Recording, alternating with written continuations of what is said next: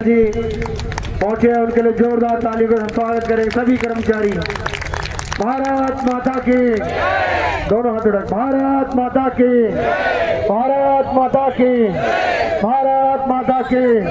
उपलाल एकता, उपलाल एकता। मैं कार्यकारी अध्यक्ष जी से निवेदन करूंगा, उपलाल एकता, उपलाल एकता।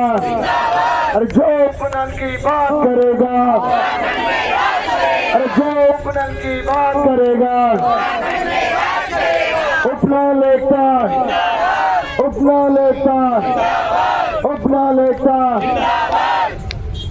बढ़िए। वर्तमान में भारतवर्ष में प्रचलित नियम और संविधान के तहत हमारे माननीय तमाम हाई कोर्ट से लेकर सुप्रीम कोर्ट के न्यायालयों के आदेश के बावजूद इस गूंगी बहरी सरकार के कान में जूं तक नहीं रेंग पा रहा है। और इस मांग को लेकर के अभी आज दो हमारे यहाँ पर उपस्थित साथी और आप सबके इस संयुक्त कर्मचारी संयुक्त मोर्चा के माननीय अध्यक्ष भाई विनोद गोदियाल जी, संयोजक हरीश कोठारी जी, सम्मानित प्रदेश कार्यकारी अध्यक्ष महेश भट्ट जी, प्रदेश महामंत्री विनय प्रसाद जी, श्री अजय डबराल जी, प्रदीप सिंह चौहान जी जो कि मीडिया प्रभारी हैं आपके, और समस्त कार्यकारिणी, समस्त जिलों की कार्यकारिणी, आपके समस्त जिला अध्यक्ष और सम्मानित श्री यहाँ पर बैठे हैं 18 तारीख से बहुत ही आदरणीय भाई श्री गिरधारी लाल पटौनी जी और श्रीमती रेशु चौहान जी, आपको भी मैं सादर प्रणाम करता हूँ। और एक आपकी साथी, नमस्कार, एक आपकी साथी और हमारी बहन नीलम डोभाल जी जो इसी संघर्ष के चलते चलते अत्यधिक मानसिक दबाव के कारण, जिनको वो मानसिक दबाव सहन नहीं हो पाया और वो हम सब के बीच नहीं रही, उनकी पुण्य स्मृति को मैं इस मौके पर नमन करना चाहता हूं। और यहाँ पर उपस्थित हमारे तमाम कर्मचारी साथियों, मेरे भाइयों और बहनों, मैं सबसे पहले आज यहाँ पर आपके इस धरना प्रदर्शन में आकर आपकी इस मांग को मन से, वचन से और कर्म से पूरी तरह से समर्थन देता हूँ कि आपकी ये मांग जायज़ है, आपकी ये मांग प्राकृतिक है। सरकार को तमाम न्यायालयों की बातों को मानते हुए और प्राकृतिक न्याय के उस सिद्धांत को, मानवता के उस सिद्धांत को स्वीकार करते हुए आज के आज इस मांग को मानकर तत्काल प्रभाव से आपके धरने को समाप्त करने की बात करनी चाहिए और ये कहना चाहिए कि हमने आपकी सब बातें बांध ली हैं। लेकिन मेरे प्यारे साथियों, मेरे आने के बाद आपकी मांग मानी जाए, ये आप भी जानते हैं कि इसमें सच्चाई क्या है और मैं भी जानता हूँ सच्चाई क्या है। मेरे बहुत से साथी इस बात को मुझसे पहले से कहते आ रहे थे कि गोदियाल जी आप धरने में आइए, लेकिन मैंने अपने इन साथियों से कहा कि भाई मैं पहले ही हूँ।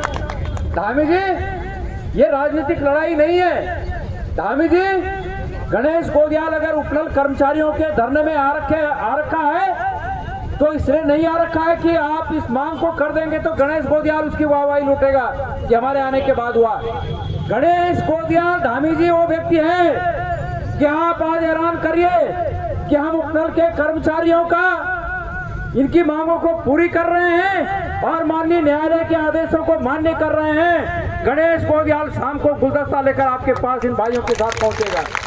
हम इसका श्रेय आपको देंगे, लेकिन एक बात का ध्यान रहे धामी जी, आप इस बात का इंतजार मत करिए कि हमारे रगों में बहने वाला खून खौलने की हदें पार कर जाए। इस बात का इंतजार मत करिए। मैं आपको विनम्रता के भाव से ये निवेदन यहाँ से उपनल कर्मचारी धर्मास्थल से भेज रहा हूँ। ये निवेदन का भाव है कि आपके पास ये जिस प्रकार से भी आप इसके यश को लूटना चाहते हैं, इसके यश को आप समेटना चाहते हैं, समेटिए, लेकिन हमारे खून के उबाल होने का इंतजार कृपया मत करिए। आपको याद होगा धामी जी, एक एक परिवार के एक सदस्य के जाने का दुख और दर्द क्या होता है को सर्जन कर दिया। इस स्ट्रेस में, इस दबाव में, इस तनाव में क्या आप उनके परिवार के दुख को साझा कर सकते हैं? क्या हम उसके परिवार के दुख को आधा अपने ऊपर ले सकते हैं? जो व्यक्ति चला गया, हम क्या उसकी यादों को पुण्य नमन करने के अलावा कुछ कह सकते हैं? हम सब कुछ नहीं कह सकते। इसलिए धामी जी, चूंकि आप जीवित व्यक्ति हैं, आप इस प्रदेश के मुख्यमंत्री हैं और अतीत से जब से आपकी सरकार बनी तब से आपके कई बार के आश्वासनों को मैं आपको याद दिलाना चाहता हूं। धामी जी, जब आप विपक्ष के विधायक हुआ करते थे और हरीश रावत जी की सरकार थी, आपने एक बार मेरे पास वो पेपर कटिंग रखी हुई थी, मैं आज लाया नहीं, मैं भूल गया। सुबह मुझे याद आया था कि वो कटिंग लेके चलूं, लेकिन मैं उसको भूल गया। तब आपने जो फिजिकल टीचर लगते हैं और विभिन्न शिक्षण संस्थाओं में वो फिजिकल टीचर लगे हुए हैं, परमानेंट नहीं हुए, आपने कहा था कि हरीश रावत जी की सरकार ये काम नहीं कर रही है। आज धामी जी, आप पिछले 6 साल से मुख्यमंत्री हो, 5-5.5 साल आपको मुख्यमंत्री होते हुए हो गया, लेकिन आपको न उन टीचरों की याद आई और न आपको कई बार के आश्वासन के बाद आज तक हमारे उपनल के कर्मचारियों की याद आई।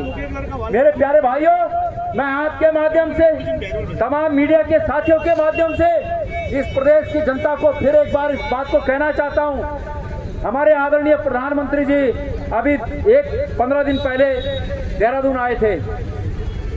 बतेरे लोग मुझे कहते हैं कि गोदियाल जी, आप प्रधानमंत्री जी को मत कहिए, लेकिन मेरे प्यारे साथियों, प्रधानमंत्री जी हमारे पूरे देश के हमारे संरक्षक हैं। हम अपनी पीड़ा अगर उनसे न कहें, और वो भी ऐसे मौके पर जब वो उत्तराखंड आ रहे हो, अगर उस मौके पर हम अपनी पीड़ा न कहें तो किससे कहें? और हमने कहा था उस दिन कि हमारे करीब 25,000 उपनल के भाई, जिस दिन प्रधानमंत्री जी यहाँ देहरादून आए थे, उस दिन हमने कहा कि विभिन्न विभागों के सचिव, श्रम विभाग के सचिव आदेश कर रहे हैं कि कारखानों से मजदूरों की ड्यूटी लगाई जाए, भीड़ जमा करने के लिए वहां, मतलब उनको। और मैं धामी जी आपको रास्ता भी दिखाना चाहता हूं। ये गणेश गोदियाल कुछ सालों के लिए बद्रीनाथ केदारनाथ टेम्पल कमेटी भी के अध्यक्ष के रूप में रहा, और मैं धामी जी को रास्ता बताने के लिए उस उदाहरण को कह रहा हूं। तो माननीय हमारे मुख्यमंत्री जी, जो समस्या यहाँ उपनल की आपके सामने है, वही समस्या बद्रीनाथ टेम्पल कमेटी में अध्यक्ष के रूप में मेरे सामने थी, और मैंने उसका निराकरण कैसे किया वो बता रहा हूँ आपको। मैं जब वहाँ अध्यक्ष के रूप में आया तो मुझे ये पता चला कि वहाँ अध्यक्ष को उतनी ही पावर है जितनी पावर राज्य में मुख्यमंत्री को है। मतलब बद्रीनाथ टेम्पल कमेटी का अध्यक्ष उस कमेटी का मुख्यमंत्री समझ लो। वो स्वायत्त संस्था है, वो संस्था जो फैसला करे, अध्यक्ष जो फैसला करे, अध्यक्ष के पास सब ताकतें, सब सामर्थ्य निहित हैं। तो मेरे पास बतेरे लोग आते थे, दिन में 4 बार नमस्कार करते थे। मैंने एक दिन अपने स्टाफ से पूछा कि भाई लोग ये 4-4 बार क्यों नमस्कार कर रहे हैं? उन्होंने कहा साहब, किसी के ट्रांसफर है, किसी के परमानेंट होने का मामला है, किसी की तनख्वाह बढ़ाने का मामला है। तो मैंने कहा कि तनख्वाह ये अध्यक्ष ऐसे ही बढ़ा देते हैं? बोले हाँ, अध्यक्ष को पावर है यहाँ। अध्यक्ष, कोई मेरी और आपके बीच वार्ता होती नहीं है, लेकिन मैं उपनल के मंच से निवेदन पूर्वक इस बात को कहना चाहता हूं कि आप अगर कोई अड़चन आपको लगे तो तनख्वाह देने की अड़चन आपको नहीं होनी चाहिए। आप ऐलान करिए कि जब तक प्रत्येक कर्मचारी उपनल का परमानेंट नहीं हो जाता तब तक परमानेंट कर्मचारी के समान उनको तनख्वाह दी जाएगी। ये आदेश आप कर दें। और हमारे उपनल के साथियों से मैं निवेदन करना चाहूँगा कि सरकार अगर ये आदेश करे तो आप भी उनका सहयोग करिए, आपको उनका सहयोग करना चाहिए। इस शर्त के साथ आपको उनका सहयोग करना चाहिए। क्यों?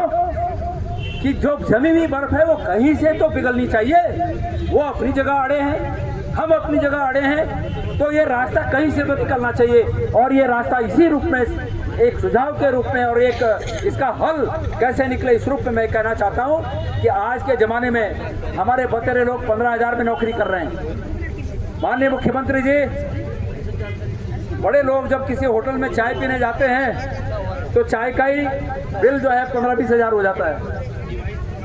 तो कृपया इस बात की समझ, आप जानते होंगे, आप भी एक मध्यम वर्गीय परिवार से हैं, मतलब आप मुख्यमंत्री आप बने हैं, लेकिन आप मध्यम दल करने जाएगा, लेकिन करें तो सही।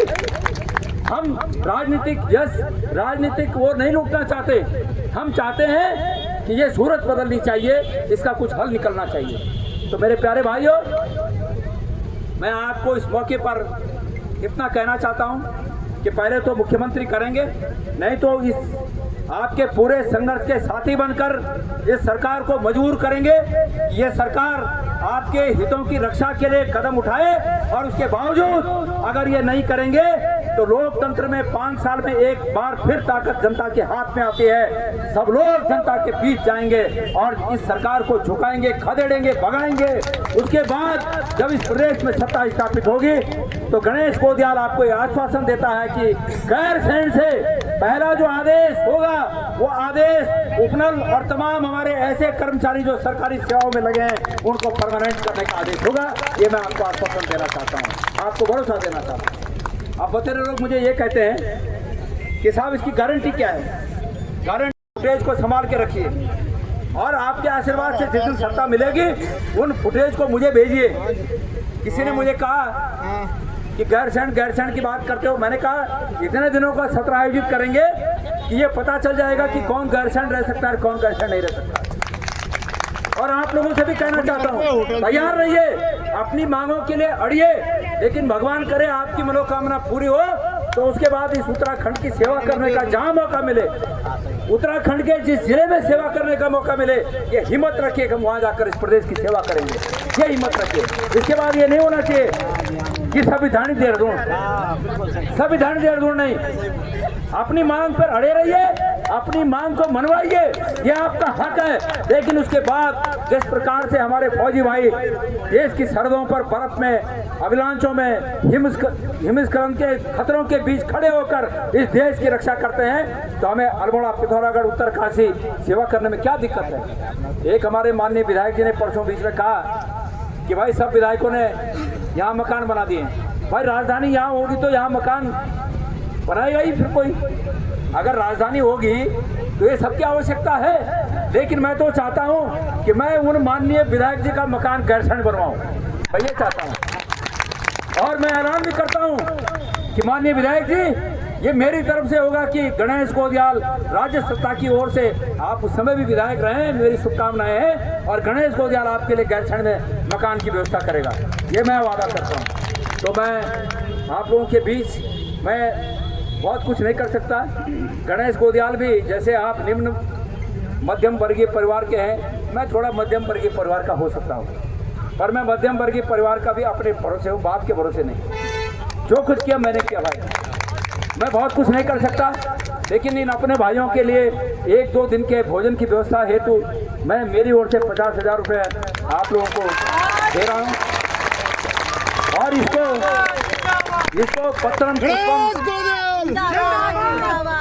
इसको पत्रम पुष्पम थोड़ी सहयोग राशि समझना। अब होते हम भी छौंद हो दो तो छौंदा होन छब लाटे, और हम चिन्नी छौंदो तो नहीं छौंदा होन कब लाटे। तो अब 50,000 जोड़ने खड़वी में थे कुछ कन पड़ो, लेकिन प्राण जाए पर वचन न जाए। जो बोले ले कहते हैं आज 2 घंटे में पूर्ण कर लो, 2 घंटे में आप तक पहुँच जाला, 1 घंटे में पहुँच जाला। ये मैं आपसे पहुँचाना चाहूँ। और इस उत्तराखंड को संवारने के लिए आपकी जो भूमिकाएं रही, जो आप लोगों का सहयोग रहा, वो हमेशा याद किया जाएगा। और मैंने बोल दिया 1 साल का समय बचा है। पहले तो मैंने बोल दिया धामी जी हम हाथ जोड़ के निवेदन कर रहे हैं, और खुले मन से बोला कि हम आएंगे आपका स्वागत करने के लिए। आपने बड़ा काम कर दिया, कर दीजिए, कोई राजनीति नहीं है, कोई बात नहीं है, आप कर दीजिए इन भाइयों का काम। और नहीं करेंगे तो तब हमने बोल दिया कि हमारे खून को खोलने की प्रतीक्षा न करें। और उसके बाद हम सब ये भी निवेदन करते हैं आपसे, देखो आप लोगों ने भी कुछ गलतियां की हैं। एक गढ़वाली में कहावत है, कितने लोग गढ़वाली कुमाऊनी जानते हैं? जो कुमाऊनी भी जानते होंगे वो भी मेरी भाषा समझ जाएंगे। हम तो शाम के लोग हैं। दांतों से छोड़े हों, ऊँट नहीं पकड़े हो, 2022 में तुम दांतों छोड़ दिन, और अब ऊँट पकड़ने की कोशिश करना चाह। अब यूँ और मगर ये जो अजगर होना अजगर और अपन जो टाइट करे, जो पकड़ जाए वो और टाइट करे। यूँ तो चिंता के लिए नहीं जाए। इनको चिंता इसलिए नहीं है कि ये चुनाव में चोरी करना सीख गए हैं। इनको ये पता चल गया है। लेकिन हम लोग अब हम भी सजग हो गए हैं, हम भी सजग हो गए हैं और हम भी इनकी प्रत्येक चोरी को जो आज तक इन्होंने की और प्रत्येक ऐसी चोरी को जो करने वाले हैं, हमारी भी इन पर नज़र है। तो इसलिए ये चोरी करने वालों को एक बार सत्ता से नीचे उतारना आवश्यक है।